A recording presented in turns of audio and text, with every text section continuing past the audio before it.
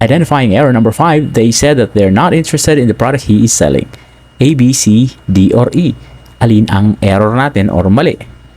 Ang mali natin ay A.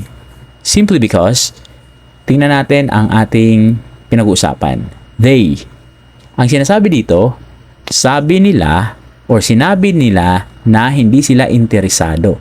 So yung there na ginamit natin ay tinatawag nating possessive adjective. Ginagamit natin ito kung may pagmamay-aring ipinapakita sa pangungusap. After ng there, dapat nandoon nakikita ang pag-aari. Pero wala tayong nakikita kaya mali ang pangungusap.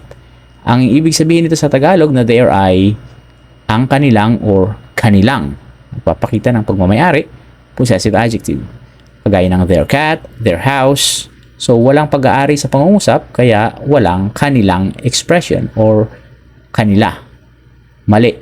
Hindi po pwedeng sabihin ang sabi nila or sinabi nila na ang kanilang not interested or mali ang pangungusap, diba? So, ang tamang sagot ay yung contraction ng they are na there. Ibig sabihin, sila ay or sila ang. Sinabi nila na sila ay hindi interesado sa produktong tinitinda niya. So, ang sagot natin dito ay THEY''RE instead of THEIR. They are na contracted, sila ay hindi kanila or kanilang. Sagutan natin ito, CSE review tayo, identifying sentence error. Marlon is sitting beside his wife at the VIP table. A, B, C, D, or E. Alin ang mali? Yung A, walang problema kasi yung subject si Marlon is yung nilagay natin ditong helping verb at ang ating verb tense dito ay nasa present progressive. Yung B yung ating mali. Pero tingnan muna natin yung C, wala ring mali kasi si Marlon, ginamit natin dito ay his. Male ang kanyang gender. Ang D, walang problema, specific, place, table. Bakit kaya mali yung ating letter B? Ang beside ay may ibig sabihin na next to, preposition ito, pang-ukol, lang ibig sabihin ay next to o kaya naman ay close to. Translate na natin ito para mabilis maintindihan, sa tabi or katabi. Si Marlon ay nauupo katabi o sa tabi ng kanyang asawa. Ngayon, yan ang dapat nating ilagay, hindi yung may S. Ano naman po yung may S? Bakit naging mali? Kasi ang tawag din dyan ay preposition pero ang ibig sabihin niya ay hindi kagaya nung una nating pinakita na walang S. Ang ibig kasi sabihin ng may S ay bukod sa, so synonymous siya sa furthermore at another thing. Ibig sabihin, bukod sa or karagdagan, additive cohesive device ito. Hindi po pwedeng sabihin si Marlon ay nauupo bukod sa kanyang asawa. So, dapat si Marlon ay nauupo sa tabi or katabi ng kanyang asawa. Follow for more. CSE identifying error number 7. Since 2001, the company has spent more on employee training than they did in the previous 10 years combined. Ang error ba ay A, has spent, B, they did in the, or C, previous, o kaya naman ay D, combined, or E, no error. Alin kaya ang error natin? Yung A, no problem, has spent, kasi yung has have had, laging sinusundan ng past participle. Yung spent, yun ay nasa past participle. Yung B, ang ating error. Yung previous, walang mali dyan. Yung D, okay lang yon. Yung E, hindi sasagot kasi ang mali nga ay B. Ang company ay tinatawag nating collective noun or pangalang palansak na ang bilang ay isa. Now, ang ginamit natin sa letter B ay they. Alam natin na dapat ay it.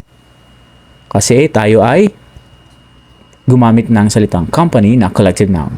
So, gagamitin mo yung they kapag ang antecedent mo or hinahalilihang salita ay plural. Since singular siya, dapat ay it. Since 2001, the company has spent more on employee training than it did in the previous 10 years combined. Ang error ay letter B. Tandaan, ang gagamitin natin ay it, hindi they. Number 9. Ellen turned around quick and noticed that the dog that had been following her was gone. A, B, C, D, or E. Alin ang error? Siyempre, hindi natin nasasagot ng letter E. Ang mali ay A. Bakit kaya? Ang verb natin sa ating pangungusap ay yung turned around. Phrasal ito. Parirala. Yan ang ating pandiwa. Ngayon, ang gustong sabihin sa pangungusap ay yung paraan ng kanyang paglingon. Quick. Mali dahil ang salitang quick ay adjective at ang kayang i-describe ng adjective ay noun and pronoun. So, hindi niya kayang i-describe yung turned around kasi verb yun. So, dapat ang ilagay natin na salita ay hindi quick, kundi ay quickly. Again, ang quick ay adjective, ang quickly ay adverb or pang-abay. Ang pang-abay ay kayang i-modify yung adverb, verb, or adjective. Kaya niya na ba i-modify yung turned around? According sa rule, opo. Quickly, verb ang kanyang i-modify. Quickly what? Turned around. Paraan ng kanyang paglingon, mabilis. Si Ellen ay lumingon ng mabilis at napansin na ang asong sumusunod sa kanya ay wala na or nawala na. Okay? Ang sagot natin dito ay A. Quickly. Adverb of manner. Paraan ng kanyang paglingon. Follow for more. Identifying error number 4. I could have done wrapping the parcels but I got distracted. A, B, C, D, or E. Tandaan natin, ang mali natin dito ay letter B. Bakit kaya siya mali? Tama. Could have done instead of could have done. Daan yung C ay walang mali doon. Gerund phrase yun. Yung gerund ay yung wrapping. Yung parcels, no error. Yun yung object natin sa phrase. And of course, hindi sasagot yung letter E. Bakit kaya mali yung ating B?